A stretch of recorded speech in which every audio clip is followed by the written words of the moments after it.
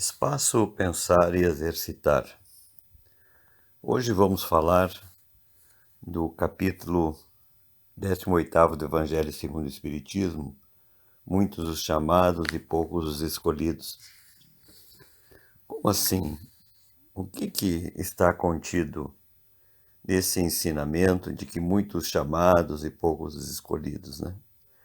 Nós podemos inicialmente pensar, analisando superficialmente esta informação, de que há o chamamento de muitos de nós, muitas pessoas, e que há alguns poucos escolhidos, né? De que há, digamos, a preferência por escolher alguns em detrimento de outros, e isso pode parecer até uma injustiça, né? Como assim? Como as coisas funcionam? Como é que nós podemos abordar esse tema?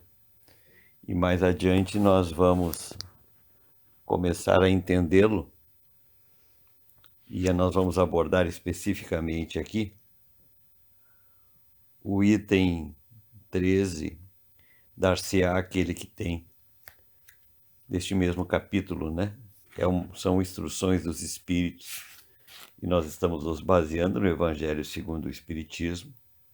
E como sabemos, o Evangelho segundo o Espiritismo traz as mensagens de Cristo através do Novo Testamento, mas também traz as informações dos Espíritos que participaram da codificação espírita.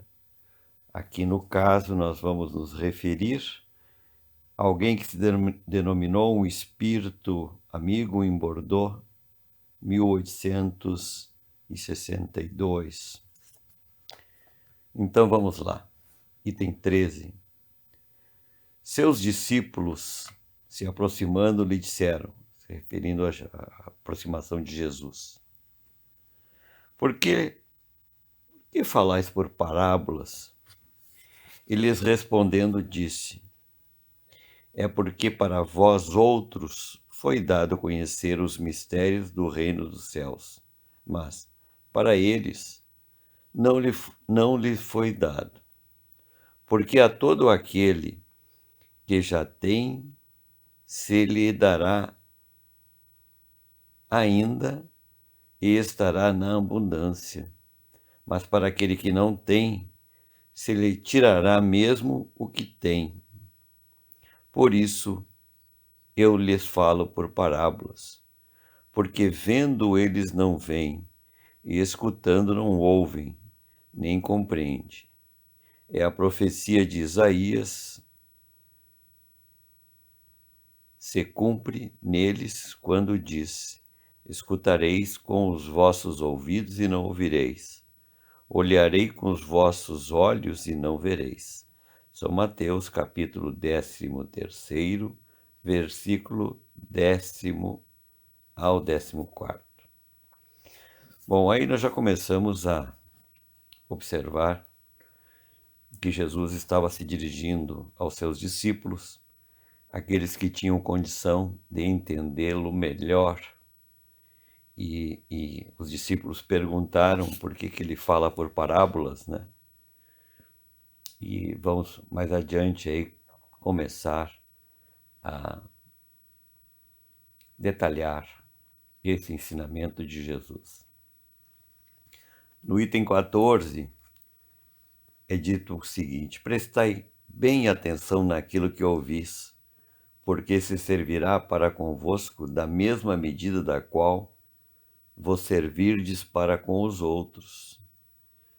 E vos será dado ainda mais, porque se dará àquele que já tem, e para aquele que não tem, se lhe tirará mesmo o que tem. São Marcos, capítulo 9, versículo 24 e 25 a 25. Parece que aqui Jesus está querendo dizer que vai dar mais àquele que tem e tira-se daquele que não tem. Ainda está parecendo injusto isto, né? Precisamos estudar e compreender. Item 15. Dá-se àquele que já tem e se tira àquele que não tem, meditai esses grandes ensinamentos que frequentemente vos parecem paradoxais. É verdade, parece que esses ensinamentos são paradoxais. Mas vamos adiante. Aquele que recebeu é o que possui o sentido da palavra divina. Não a recebeu senão porque tentou dela se tornar digno. E o Senhor, em seu amor misericordioso, encoraja os esforços que tendem ao bem. Estes esforços firmes, perseverantes, atraem a graça do Senhor. É um ímã que chama para si as melhorias progressivas, as graças abundantes que vos tornam fortes para escalar a montanha santa, no cume do qual está o repouso depois do trabalho. Bom, então aqui ele já começa a dizer que aquele que será dado, aquele que já tem, é aquele que já tem condições de entender os mecanismos da vida, já consegue entender e já consegue compreender e fazer um bom uso daquilo que tem, não é? Digamos assim, mas nada disso é dado de graça, são conquistas. E a natureza de Deus, percebendo isto, começa a oportunizar aqueles que já buscam melhorar-se com mais informações, e informações essas que vão sendo acrescidas aos nossos conhecimentos na medida do nosso merecimento e da nossa evolução. Mais adiante ele diz: tira-se aquele que nada tem, ou que tem pouco, tomai isso como uma posição figurada, ou seja, é uma linguagem figurada, é uma força de expressão. Ele diz o seguinte textualmente: Deus não retira às suas criaturas o bem que se dignou fazer-lhes. Homens cegos e surdos, abri as vossas inteligências e os vossos corações. Vede pelo vosso espírito, ouvi pela vossa alma, e não interpreteis de maneira tão grosseiramente injustas as palavras daquele que fez resplandecer aos vossos olhos a justiça do Senhor. Então aqui os espíritos já, o espírito amigo aqui já está explicando, não é? Que a justiça divina não tira nada de ninguém. É uma linguagem figurada, né? Não é Deus quem retira daquele que havia recebido pouco, é o próprio espírito, ou seja, é o próprio indivíduo, né? Ele mesmo que, pródigo e negligente, não sabe conservar o que tem e aumentar na fecundidade o óbolo que lhe caiu no coração. Então, se nós não tivermos condição de receber alguma coisa, nós vamos receber essa coisa e vamos fazer um mau uso disto. Nós não vamos cultivar, nós não vamos saber manter, nós vamos desperdiçar, não é?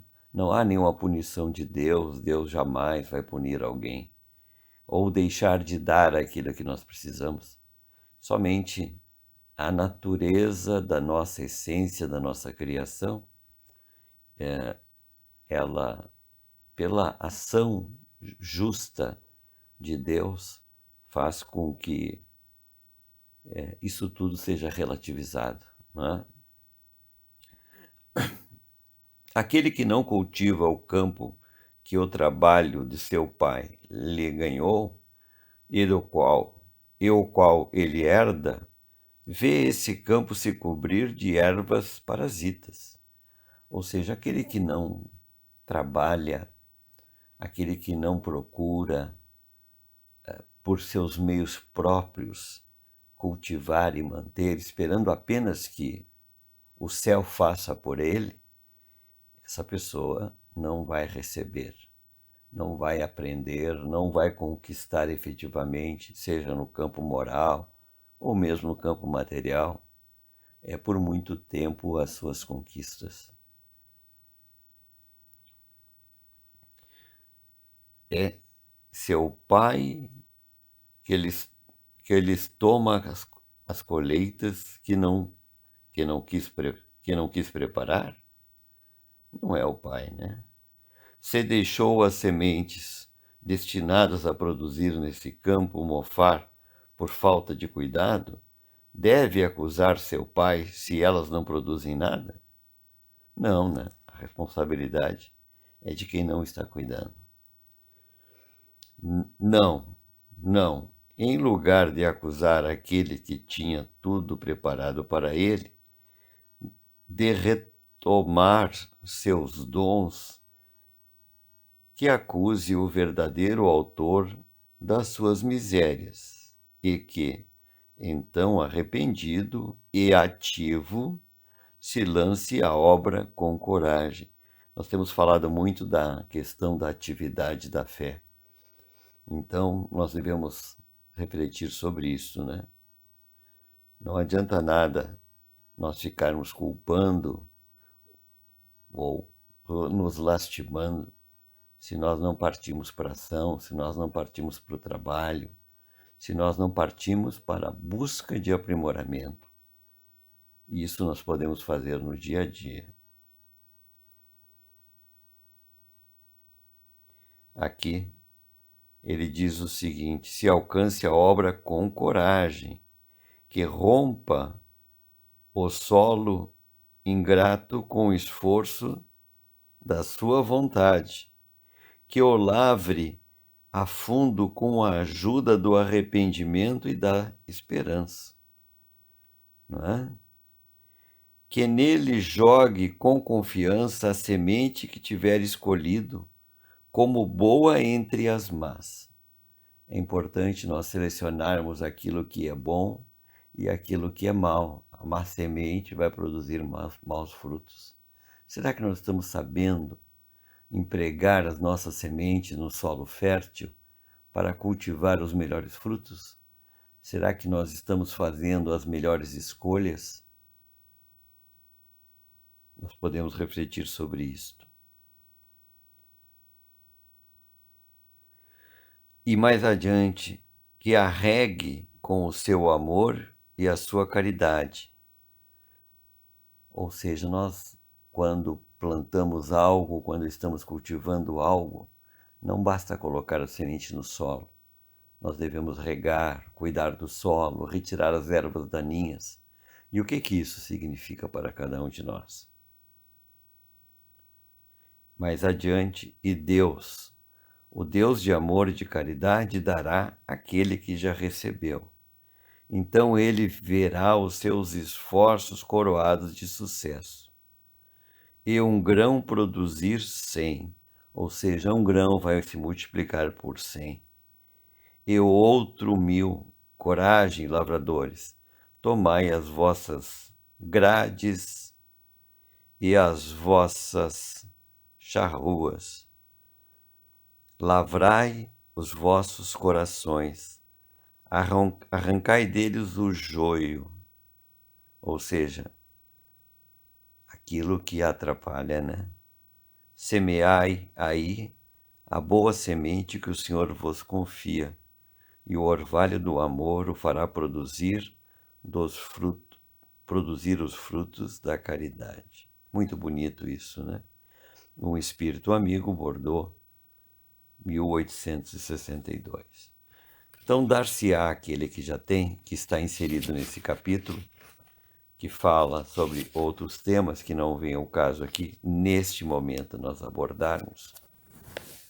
Não é, como se pode pensar, uma dádiva divina.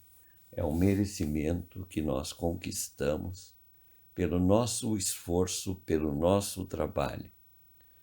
Não há no mundo de Deus, na criação divina, benefícios dados sem merecimento. Não há injustiça.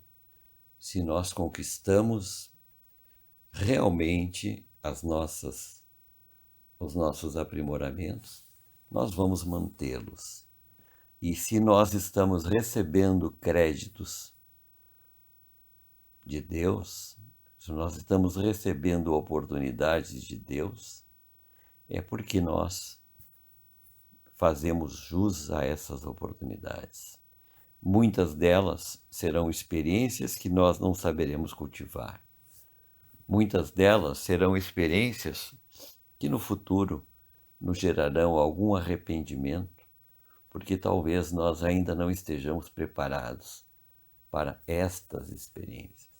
Não vamos nos desesperar com isso. Vamos acreditar, vamos trabalhar, vamos analisar o que nós estamos fazendo, vamos verificar quais as sementes nós estamos escolhendo, vamos aprender a escolher as sementes, e o dia a dia é repleto de sementes que nos são dadas, que não são as melhores sementes. Cabe a nós usarmos essas sementes ou não. Cabe a nós colocarmos essa semente num solo fértil que nós vamos escolher e que nós vamos cuidar. Esse aspecto de muitos são os chamados, poucos são os escolhidos, é um item que pode fazer com que a gente reflita e pode fazer com que a gente procure se inserir entre aqueles que mais receberão. Entretanto, vamos perceber que a quem muito é dado, muito será cobrado. Não há conquistas sem merecimento. Enfim, nós podemos optar por não querer conquistar. Nós somos seres dotados de liberdade de escolha, de livre-arbítrio. Não nos é imposto nada. Entretanto, os nossos desejos nos impulsionam ao progresso. E poderemos ou não receber mais de acordo com as nossas obras. Quais são as nossas obras? O que queremos receber? E estamos dispostos a pagar o preço dessas conquistas? Ou estamos também dispostos a pagar o preço pela nossa omissão? Talvez seja melhor refletirmos sobre isso e fazermos a nossa escolha. Que a paz de Deus esteja conosco e que o amor de Jesus vibre em nossos corações e em nossas mentes. Até mais, amigas e amigos.